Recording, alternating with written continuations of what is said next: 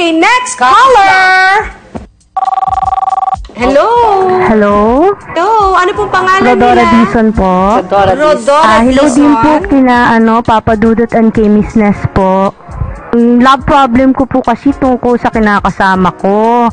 Kasi po, mabarkada akong tao eh. Madalas akong nagpapabisita sa mga kaibigan sa bahay. Yun po yung pinag-aawayan namin. Wala naman po akong reklamo sa kanya kasi sa katunayan, thankful po ako kasi tinanggap niya yung panganay ko. Tapos okay naman po kami, kaya lang yun lang pong tungkol sa mga kaibigan ko. Hindi po kasi niya gustong nandito sila sa bahay.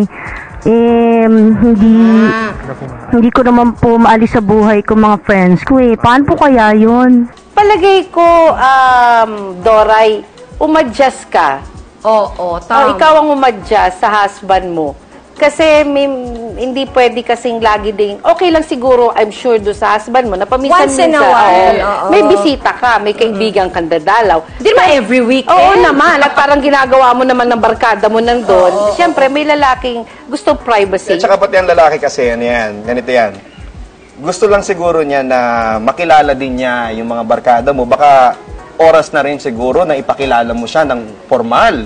Baka naman kasi kilala lang niya sa pangalan, dapat maging kaibigan din ng asawa mo, yung mga kaibigan mo. Nang sa ganun, compatible kayo, komportable siya na may darating na bisita, dahil kilala rin ng asawa mo. You know, you're right. That's very, it's very important to also, kumbaga, i-befriend mo yung kaibigan ng mga partner mo, ng asawa yan. mo. Ito ba naman kasing mga kaibigan mo, talagang mababait naman, hindi naman mga rowdy, hindi naman mga ganon. Bait naman po sila, medyo maingay lang.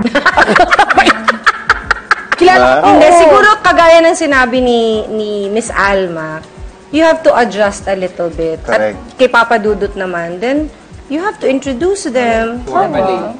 Formally.